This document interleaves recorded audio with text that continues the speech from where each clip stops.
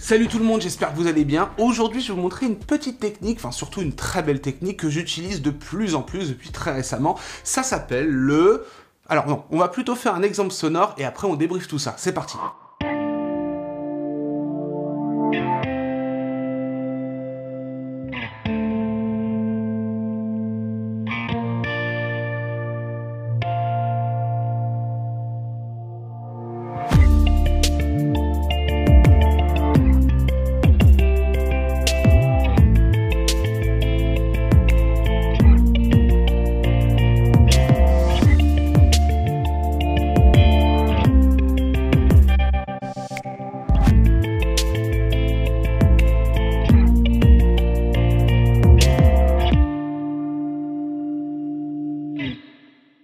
Le tape harmonique, cette technique qui fait sonner votre guitare comme jamais, accessible pour tout le monde et sur tout type de guitare. Pour être franc, ça existe depuis très longtemps, les grands solistes utilisaient cette technique, mais de plus en plus, on voit bien de nouvelles sonorités qui apparaissent avec les nouveaux guitaristes, et je me suis dit, bien, je vais vous montrer comment on fait, puisque je trouve qu'aucun guitariste n'en parle. En tout cas, j'ai pas trouvé beaucoup de contenu à ce sujet-là. Ça va vous ouvrir plein de portes, vous allez pouvoir créer des nouvelles sonorités, avoir un style de jeu différent, donc j'espère que vous êtes chaud. C'est bon, vous vous êtes abonné, vous pouvez lâcher un petit mot en commentaire si vous voulez, un petit clic sur le pouce et on y va. Alors comment ça marche et qu'est-ce que vous allez pouvoir faire? Eh bien réellement j'ai une bonne nouvelle, tout ce que vous voulez, car grâce à ces techniques, on va gagner en liberté au max. Comme on est dans une vidéo pédagogique, je vous rappelle que j'ai créé des méthodes vidéo pour guitaristes, donc pour pouvoir apprendre ou débloquer votre jeu ou aller encore plus loin que vous ne l'êtes aujourd'hui. Il y a deux types de méthodes, une polyvalente, une métal, et ça se retrouve sur ma plateforme lachelousphère.com. Et d'ailleurs j'ai une excellente nouvelle pour vous, je vous donne ce code promo qui vous offre une belle et grosse réduction sur les méthodes. Attention, ça dure que quelques jours, donc n'hésitez pas à foncer.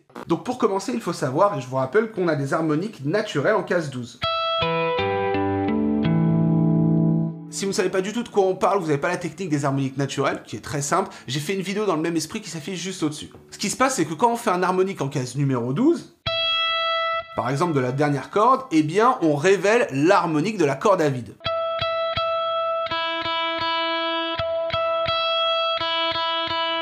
En gros, on a la même note à l'octave, plus aiguë à un étage plus haut, avec une texture beaucoup plus moelleuse, c'est l'harmonique qui fait ça. Et ça, c'est valable évidemment sur toutes les cordes. Mais du coup, si on réfléchit bien, c'est qu'on a un ratio, entre guillemets, de 12 cases pour avoir un harmonique.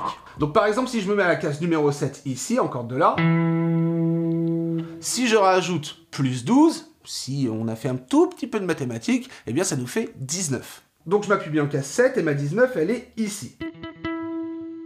On peut donc se dire c'est que notre harmonique qui était en 12 s'est décalée de 7 cases et se retrouve en 19. Le souci c'est que je ne vais pas lâcher ici pour aller en 19, ça n'aurait pas l'impact qu'on veut, mais je vais utiliser mon autre main pour faire un tapping très bref sur la frette, c'est-à-dire par ici, quoi, d'accord? Pas sur la case, on se met sur la frette externe et là on vient taper très speed, très incisif.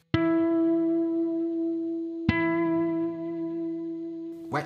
Là, on a une petite texture qui nous fait du bien. Et évidemment, ça marche partout. Prenons la case 8 de la corde de Ré. Plus 12, ça fait donc 20, si vous êtes bon en maths. Donc 20, je suis ici. Ça, c'est cool. Et on peut faire ressortir toutes les cases qu'on veut de chaque corde en calculant bien ses harmoniques. Donc, vous l'avez compris, déjà ça vous fait bosser vos repères à blinde. Vous allez gagner vraiment en repères, en positionnement, et ça c'est hyper cool. Donc on va aller plus loin juste après pour faire des trucs qui font bien plaisir à nos oreilles. Mais pour un petit entraînement, vous pouvez vous entraîner tout simplement à venir décaler vos cases peu à peu et vos harmoniques en même temps. Vous prenez des repères, 3, 5, 7... 8 par exemple, et du coup...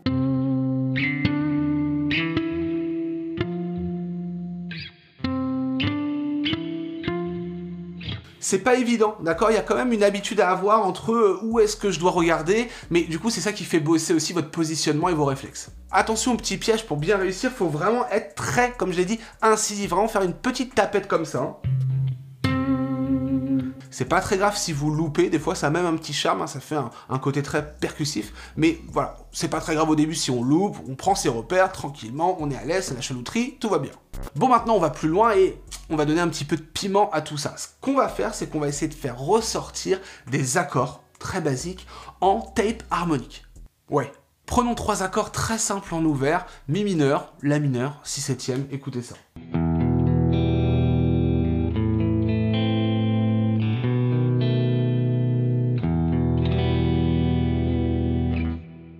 Du coup, mon approche, lorsque je bossais cette technique pour pouvoir m'améliorer, je me suis dit, je vais essayer de dessiner mon accord en harmonique. C'est-à-dire que je dessine avec 12 cases en plus. C'est-à-dire que dans un mi mineur, si on prend les 4 premières cordes,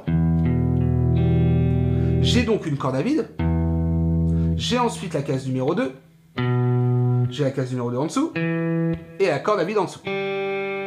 Donc techniquement, si je réfléchis en harmonique, 12, 14, 14, 12.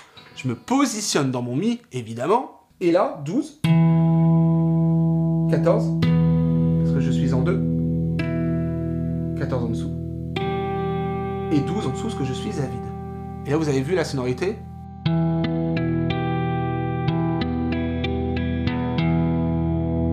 On fait en sorte d'avoir des accords très standards qui, à la base,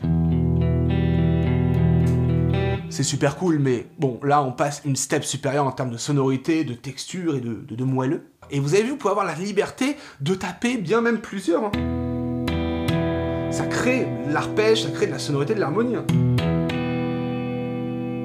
Si on s'entraîne à faire mi mineur, la mineur, si septième, du coup, pour la mineur, on a 0, 2, 2, 1, c'est ma position. On rajoute 12 à chaque fois, mais on essaie aussi de le dessiner sur le manche.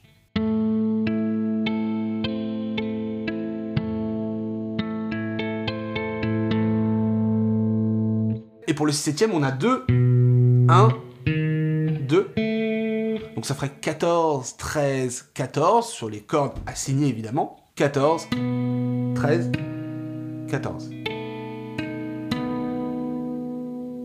Si on enchaîne tout ça, ça peut donner ce genre de sonorité.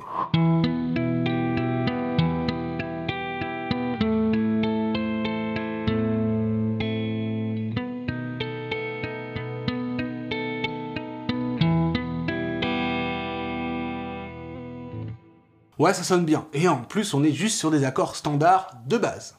Donc attention, au début, ça peut paraître un peu troublant hein, de dessiner comme ça, on est un peu perdu. Pensez bien à tenir vos positions derrière, sinon ça n'a pas d'intérêt. Pensez bien à être incisif, être précis dans votre jeu, mais tout ça, vous allez le gagner en fait. La précision, la dextérité, enfin, c'est hyper efficace et hyper cool comme sonorité. Encore une fois, si le sujet des harmoniques n'est pas du tout clair pour vous, vous pouvez penser, comme je vous l'ai dit tout à l'heure, à mes méthodes vidéo, mais il y a aussi ma BD qui est un support pour pouvoir bien se débrouiller là-dessus et comprendre tout au taquet. Donc si on met encore une couche de réflexion et qu'on va un petit peu plus loin, ce que je me suis amusé à faire en voyant des petites vidéos, je me suis dit, mais tous les morceaux qu'on apprend, que vous avez appris, des grands classiques, pourquoi pas les réinterpréter en tape harmonique full?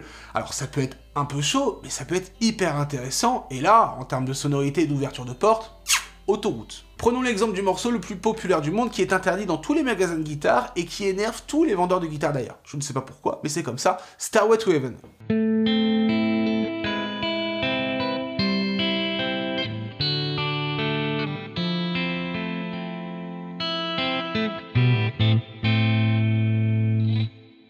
Alors, je me suis peut-être avancé un peu vite parce que ça va être totalement de l'impro. Je vais essayer de remodéliser tout ça en tape harmonique. Je suis pas sorti de l'auberge, mais on y va.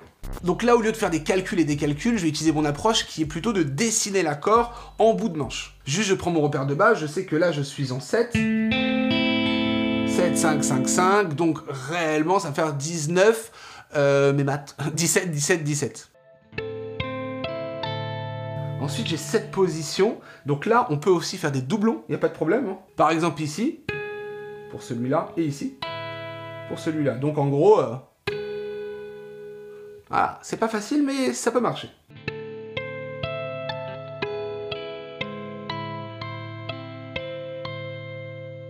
Yes, yes, c'est cool. Là, je suis perdu. Donc j'ai un ré après. Alors après, faut connaître bien son arpège, parce que là, il y a des doublons, c'est un petit peu un labyrinthe, mais ça marche quand même.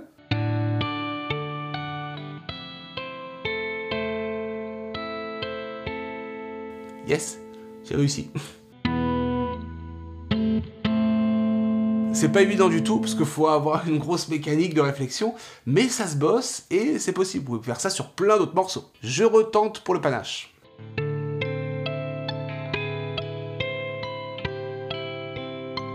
C'est là que c'est dur.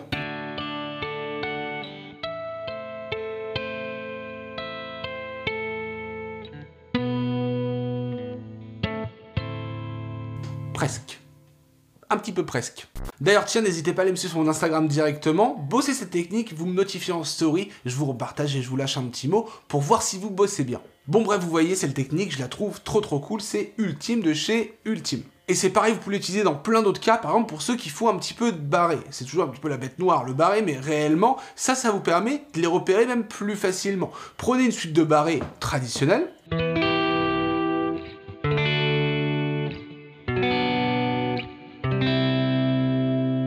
Et là où ça va être super cool, c'est que vous voyez, le barré, on prend une grosse partie du manche, donc là, on va pouvoir taper, et ça va créer des sonorités, des harmonies, puisqu'on a le droit à pas mal de choses. Faut juste, encore une fois, le visualiser à l'octave et le dessiner. Par exemple, pour le mi mineur, et là, on est hyper libre, quoi.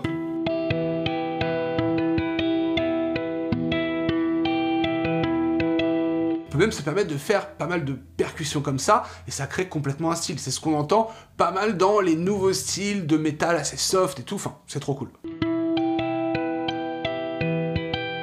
Je prends mon deuxième accord, j'étais ici, hein, je le dessine, à partir de là, c'est un Ré majeur. Sincèrement, je m'amuse, je fais de la chelouterie. Ici, le Si mineur.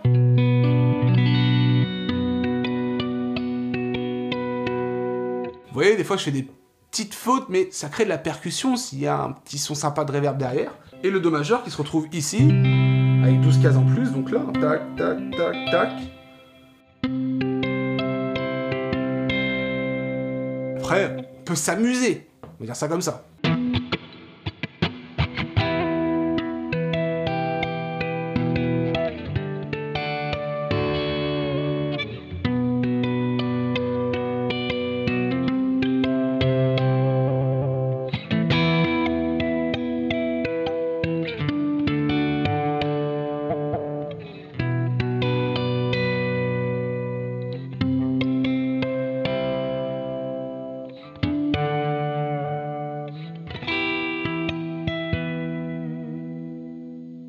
Petit rythme en tête, pim pim pam pam pam poum, le tour est joué.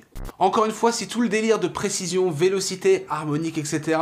est un peu flou, vous avez du mal et que vous voulez performer, eh bien je vous l'ai dit, sur lachelosphère.com, vous pouvez retrouver toutes mes méthodes vidéo ou même la BD qui peut être un support très intéressant. Les méthodes vidéo, c'est pour aller assez loin, enfin débuter et aller assez loin. La BD, c'est vraiment pour avoir un support quotidien qui vous permette d'avoir quelques petits outils à mettre dans votre boîte à outils du guitariste chelou. J'espère en tout cas que vous allez pouvoir utiliser cette technique pour vous la péter, ou pas du tout, hein, juste pour vous, c'est aussi très plaisant, et vous allez pouvoir un petit peu être meilleur que le guitariste que vous étiez il y a 1 heure. Ça, c'est très important. Et donc, si cette vidéo vous a plu, ce genre de contenu, bien n'hésitez pas à vous abonner, me lâcher un petit mot pour me dire ce que vous en pensez. Merci à tous d'avoir suivi cette vidéo, et évidemment, la chelouterie n'est jamais finie. Ciao.